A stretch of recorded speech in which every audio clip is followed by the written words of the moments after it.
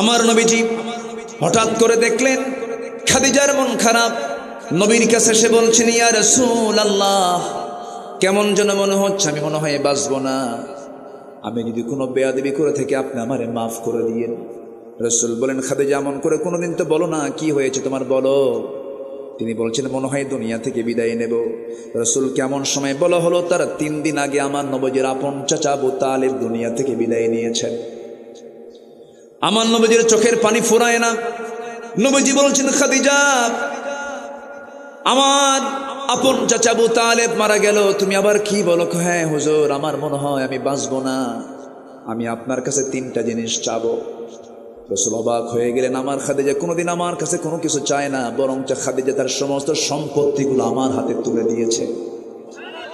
খাদিজা তো আমার কাছে চায় না, সমস্ত স্থাবর অস্থাবর সব সম্পত্তি আমার হাতে যে মহিলা তুলে দেয়, সেই মহিলা আমার কাছে আবার কি চায়? তিনি বললেন, খাদিজা তুমি কি চাও? তুমি আজকে যা চাইবা তাই দিয়ে দেব। রাসূল বলছেন, খাদিজা কি বলবে বলো? তিনি বলছেন, আমি দুনিয়ার কোনো কিছু চাই না, আমি চাই আমার যদি মরণ হয়ে যায়, আমার লাশটা আপনি আপনার পিঠে বহন করে আপনি কবরের দিকে নিয়ে চলে যাবেন, কবরে শোয়া দেবেন। কবরের শোয়া দিয়া আপনি কবর থেকে উঠবেন না, আমার চেহারা আপনি কিবলামুখী করে দিবেন। আপনি কবরে দাঁড়ায় থাকবেন ততক্ষণ যতক্ষণ মালাকুল মউত, যতক্ষণ প্রশ্নকারীর ফেরেশতা মুনকার নাকির যখন না আসবে। মুনকার নাকির যখন চলে আসবে, আমার মনে হয় আমার এই টুটাফাটা আমল নিয়ে আমি 3টা প্রশ্নের জবাব দিতে পারবো না। আপনি আমার হয়ে মেহেরবানি করে 3টা প্রশ্নের জবাব দিয়ে দিবে। আমার নবীজি কাঁদতেছেন। নবীজি বুকের সঙ্গে জড়িয়ে ধরে বলছেন, খাদিজা তুমি আমার জীবনের সবচাইতে বড় স্মৃতি, তুমি যা বলবে তাই হয়ে যাবে, কোনো চিন্তা নাই খাদিজা, তুমি চিন্তা করো না। মালাকুল মউত চলে আসলেন, মা খাদিজার ইন্তেকাল হয়ে গেল। সিরাত গ্রন্থে এসেছে, আমার নবীজি তার কথা মতো তার লাশটা নিয়ে চলে গেলেন, কবরের দিকে নিয়ে চলে গেলেন। আমার নবীজি যেদিন খাদিজাকে হারিয়েছেন, সেই দিন থেকে শুরু করে নিয়ে মৃত্যুর দিন পর্যন্ত এমন কোনো দিন নাই যে দোয়ায় রাসূল খাদিজার নামটা বাদ দিয়েছেন। সব দিন দোয়া করেছেন খাদিজার জন্য, তিনি সব ফেলে কেঁদেছেন। আম্মাজান খাদিজা দুনিয়া থেকে বিদায় নিলেন। বিদায় নেওয়ার সময় রাসূল তাকে বিদায় দিয়ে দিবেন, তার কথা মতো তার লাশটা নিজের পিঠে বহন করে কবরে নিয়ে চলে গেলেন। কবরে শোয়া দিলেন। কবরে শোয়া দিয়া আমার নবীজির চেহারা কিবলামুখী করে দেন, বারবার আসমানমুখী হয়ে যায়। জিবরিল আমিন বলছেন, ইয়া রাসূলুল্লাহ, খাদিজার চেহারাকে আপনি সোজা করতে পারবেন না, আরশের সঙ্গে সরাসরি তার চেহারার সরাসরি সম্পর্ক হয়ে গেছে। 3টা প্রশ্নের জবাব দেওয়া লাগবে না আপনার। 3টা প্রশ্নের জবাব দেওয়ার জন্য আর শাজিমের মালিক আল্লাহ যথেষ্ট, যে আল্লাহ নিজে খাদিজাকে সালাম দেয়। সুবহানাল্লাহ, কোনো চিন্তা নাই আপনার। আমার নবীজি কবর থেকে উঠে আসলেন। আম্মাজান খাদিজার মতো মানুষ, যে খাদিজাকে আল্লাহ নিজে সালাম দেন, সেই খাদিজা কবরকে দেখে আনন্দ করেন না ভয় পান? কবরটা কি আনন্দের জায়গা না ভয়ের জায়গা? ওসমান জিন্নুরাইনের মতো মানুষ, ওসমান জিন্নুরাইনের মতো মানুষ, দুনিয়াতেই যিনি জান্নাতের সংবাদ পেয়েছেন, কবরের কথা মনে করলে পরে শিশুর মতো কাঁদতেন। কিসের মতো কাঁদতেন? শিশুর মতো হাওমাও করে কাঁদতেন। আমার বন্ধুগণ, আজকে আপনার বাবা গেছে, আজকে আপনার ছেলে গেছে, আজকে আপনার নাতি চলে গেছে, আপনার বউ চলে গেছে, আপনার ভাই চলে গেছে, আমিও চলে যাব। একটা কবর দেখে যদি শিক্ষা না পাই, ওই লোকের মতো পোড়া কপাল আর দুনিয়াতে কেউ নাই। আজকে আমরা যে মাহফিলে এসেছি, এখানে যারা বসে আছেন, কারো বাপ চলে গেছে, কারো মা চলে গেছে, কারো ভাই চলে গেছে, কবরবাসী হয়েছে। আমিও চলে যাব, আপনিও চলে যাবেন। কিন্তু এই দুনিয়ার জিন্দেগি শেষ হওয়া মাত্রই আমার একটা জীবন শুরু হয়ে যাবে, যে জীবনের শুরু আছে কিন্তু কোনোদিন তার শেষ নাই। দুনিয়াটা পার হয়ে যাবে। দুনিয়াটা ফকিরেরও চলে যায়, রাজা বাদশারও চলে যায়, ধনী মানুষেরও চলে যায়, গরিব মানুষেরও চলে যায়। কিন্তু এই দুনিয়া পার হয়ে যাবে, কিন্তু এমন একটা জগৎ আসবে। আমার আল্লাহর সৃষ্টির হলো 2 পিঠ, একটা হলো ইহকাল, আরেকটা হলো পরকাল। আমরা এক পিঠ অতিক্রম করতেছি, আরেকটা পিঠ সামনে পড়ে আছে না নাই? পড়ে আছে। সেই আখিরাতকে সামনে রেখে আমাকে আপনাকে চলতে হবে। পরকাল কেন্দ্রিক চিন্তা আমার মাথায় নিতে হবে। আমার আপনার সবচাইতে বড় চ্যালেঞ্জ হলো, যেমন করে হোক মরার পর আমাকে বাঁচতে হবে কি থেকে বলেন? জোরে বলতে হবে। কি থেকে বলেন? জাহান্নাম থেকে। সবচাইতে বড় চ্যালেঞ্জ। জাহান্নাম আছে না নাই? আসতে বলবেন না, জাহান্নাম আছে না নাই? জাহান্নাম কয়টা? আমি কি প্রশ্ন করছি? আমি কি বিরক্ত করতেছি না তো? জাহান্নাম কয়টা? 7টা। সাকার, লাজা, জাহান্নাম, হুমাজা, আছে না? এইরকম করে 7টা জাহান্নাম।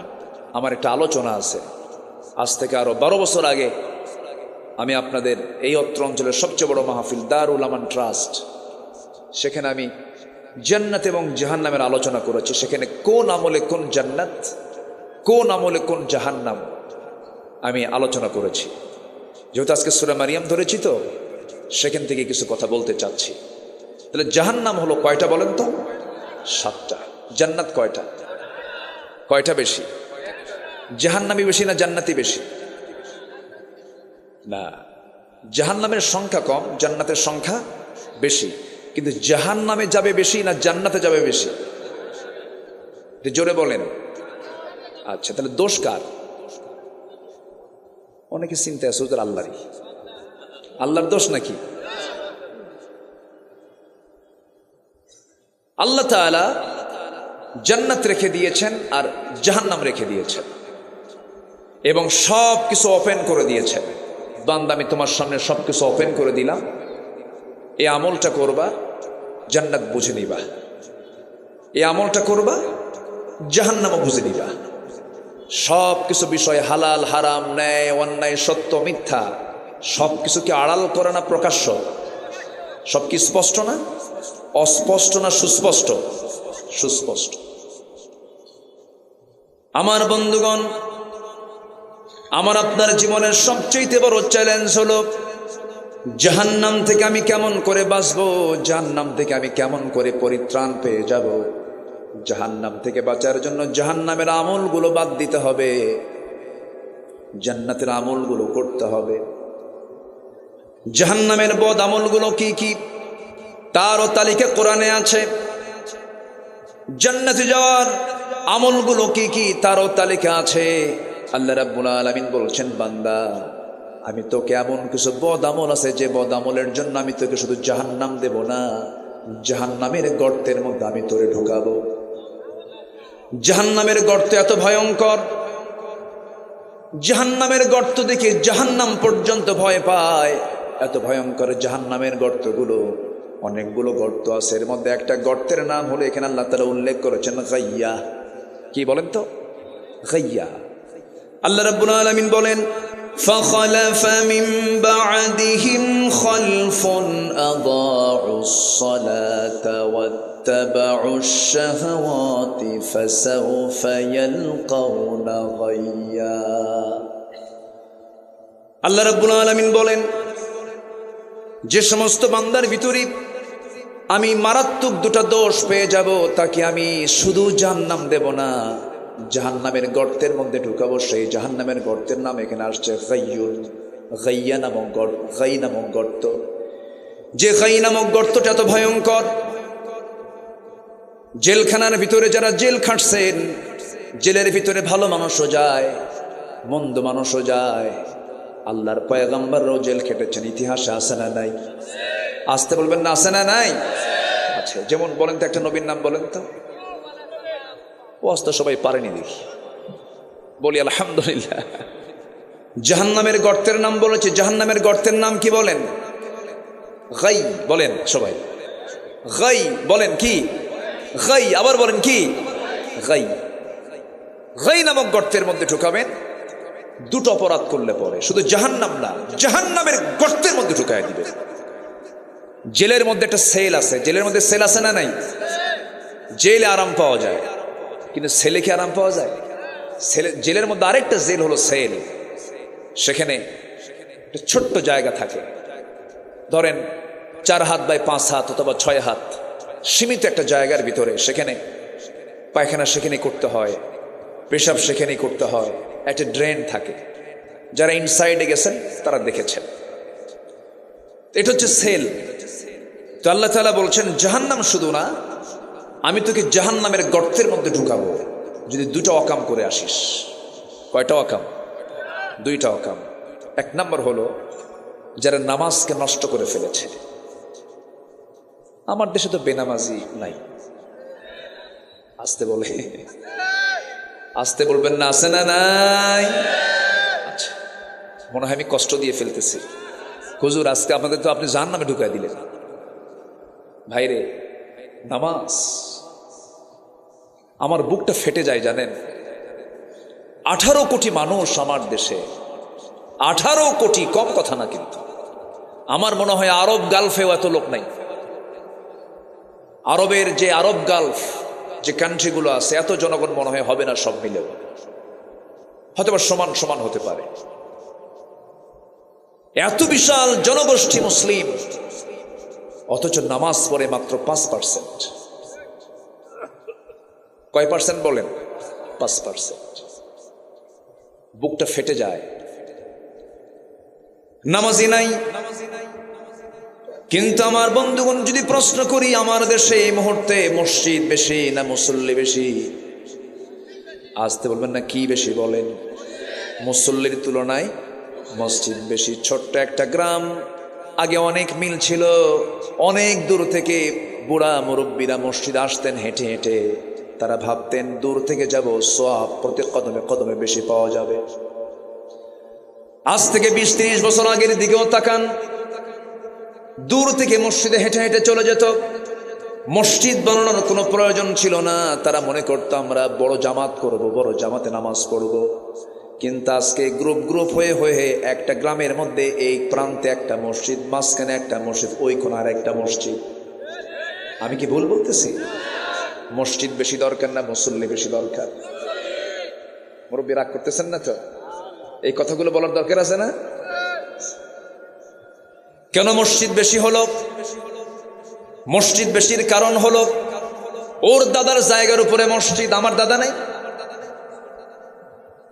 তোর দাদার জায়গায় মসজিদ নামাজ পড়তে যাব না, আমার দাদার জায়গার উপরে মসজিদ বানাবো। যে মসজিদ তৈরির লক্ষ্য হলো ভ্রাতৃত্ব নষ্ট করা, সেই মসজিদে নামাজ পড়াও জায়েজ নাই। ঠিক কিনা? আমি কিন্তু কথাগুলো মেরে দিচ্ছি, যে দিক দিয়ে যায় সেদিক দিয়ে চলে যায়। ঠিক আছে না কথাগুলো? খালি টাকা আছে দেখি আপনি মসজিদে একটা জায়গা দান করবেন, এটা এতই সহজ। আমার রাসূল কিছু মসজিদের দেরার যেটা ছিল আগুন দিয়ে জ্বালায় দিয়েছেন রাসূল। মুনাফিকদের মসজিদে কি ধরায় দিয়েছেন? আগুন ধরায় দিয়েছেন। আমার বন্ধুগণ,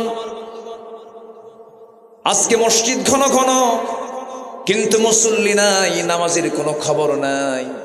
ফজরের সময় আজান হয়, একটা গ্রামের 3টা মসজিদ থেকে আজান হয়ে যায়।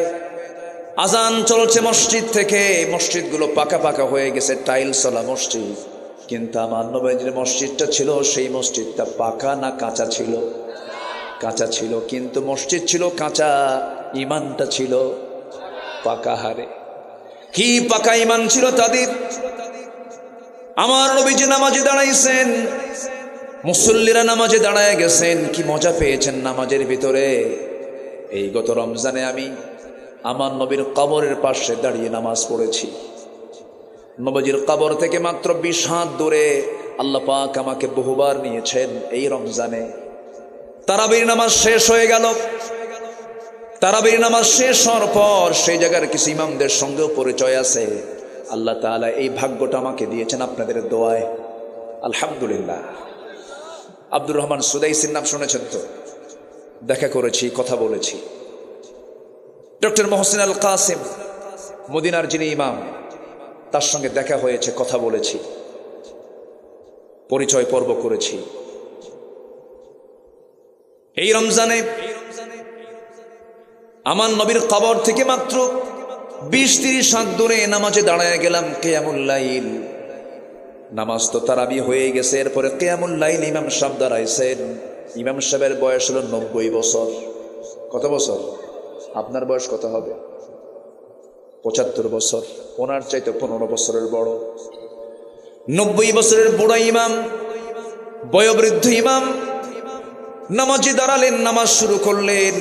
কিয়ামুল লাইল তিনি পড়াচ্ছেন 2 রাকাত। কিয়ামুল লাইল নফল নামাজ পড়তে সময় লেগেছে 39 মিনিট। যেরকম সুবহানাল্লাহ। ওটা কি নামাজ? নফল নামাজ। 2019 সালে মনে আছে, আমার বাবা ডান পাশে, একসঙ্গে হজে গিয়েছিলাম আমি আর বাবার পায়ে সমস্যা, নামাজে দাঁড়াইছি, নামাজ পড়তেছি। এরকম বয়স্ক ইমাম ফজর 2 রাকাত নামাজ পড়ালেন। নামাজ পড়তে পড়তে সময় লেগে গেছে প্রায় 29 মিনিট। যদি আমার দেশের কোন ইমাম যদি ফজরের নামাজে যদি 29 মিনিট সময় দিয়ে যদি একদিন নামাজ পড়ায়, নামাজও শেষ, বলবে হুজুর টোপলা নেন। ঠিক কিনা? সময় তো দিতে হবে নামাজের ভিতরে। আমরা ওয়াজ শুনি ঘন্টা ঘন্টা, কিন্তু নামাজ পড়তে বিরক্ত, তার লাভটা হলো কি? ওয়াজে বেশি সময় দরকার না নামাজে বেশি সময় দরকার? নামাজে। আল্লাহ তাআলা বলছেন ফাখালাফা মিন বাদিহিম খালফুন আদাউস সালাহ ওয়াত্তাবাউশ শাহাওয়াত। আমি তাদেরকে জাহান্নামের গর্তের মধ্যে ঢুকায় দেব যারা নামাজকে নষ্ট করে ফেলেছে, যারা নামাজ পড়ে নাই। আবার আরেক জায়গায় আয়াতের ব্যাখ্যার একটা আয়াত আল্লাহ রাব্বুল আলামিন বলেছেন, কোরআন তো এমন একটা কিতাবের নাম, একটা আয়াতের ব্যাখ্যা আল্লাহ তাআলা আরেকটা আয়াতে দিয়েছেন। আল্লাহ রাব্বুল আলামিন বলেন, মা সালাকাকুম ফি সাকার ক্বালু লাম নাকু মিনাল মুসাল্লিন ওয়া লাম নাকু নুতঈমুল মিসকিন ওয়া কুন্না নাখুদু মাআল খায়িদিন। ও জাহান্নামের, আজকে তোমরা জাহান্নামে কেন? জাহান্নামে প্রবেশ হওয়ার মূল কারণটা কি বলো? জাহান্নামীরা বলবে আমরা 4টা কাজ দুনিয়াতে করে আসি নাই। মুখস্থ করবেন কয়টা কাজ? আবার বলেন কয়টা কাজ? আমি কিন্তু আলোচনা শেষে আবার প্রশ্ন করব। রাগ করতেছেন নাকি আপনারা? আমার আলোচনার ধরনটা একটু ভিন্ন। আমি আলোচনা চেষ্টা করি মানুষকে মুখস্থ করে দেওয়ার জন্য, এটা উচিত। আমরা মরা ফেরনের ইতিহাস সব জানি না? মরা ফেরন, যেটা ফেরন মরে গেছে, ইতিহাস জানি না আমরা? তো মরা ফেরনের ইতিহাস শুনে কি করবেন? তাজা ফেরন যে সমাজে অনেক ঘুরে বেড়ায়, ঠিক কিনা? তাজা ফেরন নাই? আছে না নাই?